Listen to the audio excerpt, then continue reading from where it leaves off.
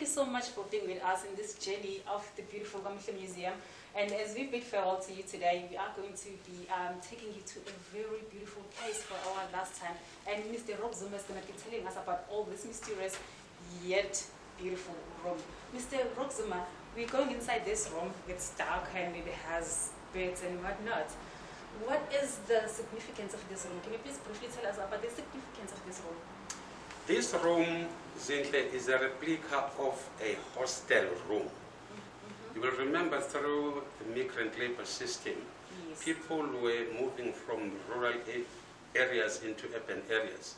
When they came here, they were expected to live in hostels. Oh, yes. So this room is just a replica of that hostel and how people who moved through to urban areas were living during those times. Seeking for greener pastures. Exactly. That's what they said. Okay, thank you very much for inviting me to this room. Please, guys, we're going inside.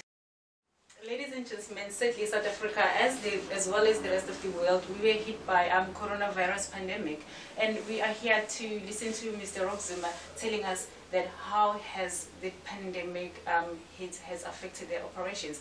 Mr. Zuma, like the rest of us, would you please tell us briefly how has the outbreak of the coronavirus impacted you on the operations of this beautiful museum? Oh, Zinhle, the pandemic impacted negatively on our programs. You will remember that apart from taking schools around the museum, apart from serving researchers and scholars from universities, we also have and host historic days, Yes, like your museum's youth days, month, your youth day, your heritage, your Africa Day, and then COVID-19, when it hit our shores last year in 2020, we had already started working on the project. You know, there is a program we do together with the National Heritage Council. It's called Liberation Heritage Route. We document areas, sites, and people who worked hard to bring apartheid government to its knees.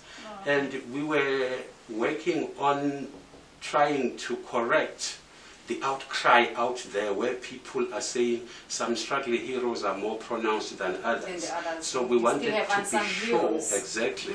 So that Liberation Heritage Route had started where we wanted to make sure that we document the heroes and heroines.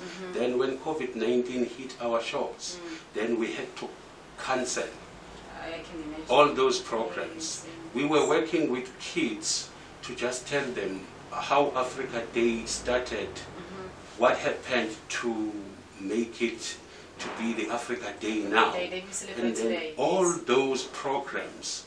And then we were having programs talking about your Victoria Mqengis, you know, your Victoria Mqengis annual lectures, so that people can know exactly who fought hard.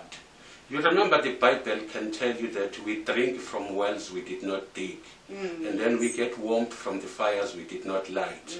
Those people fought hard for us to be free today. Then when we want to design programs that speak and bring them back to the public spotlight, then COVID-19 hit us, and then we had to postpone and halt a significant proportion of those projects. So I will tell you clearly, COVID-19 hit us negatively, and then we had to halt a number of projects. So it was bad. Yes, thank you so much. Thank you so much, Mr. Zuma. And yes, as you say, we actually missing on quite a lot because of COVID-19. But hopefully one day we'll be able to be like, now we are going forward. We are actually having an opportunity to take where we left off. Thank you so much for your time, Mr. Zuma, and thank you so much for welcoming us at your museum. Thank you so much.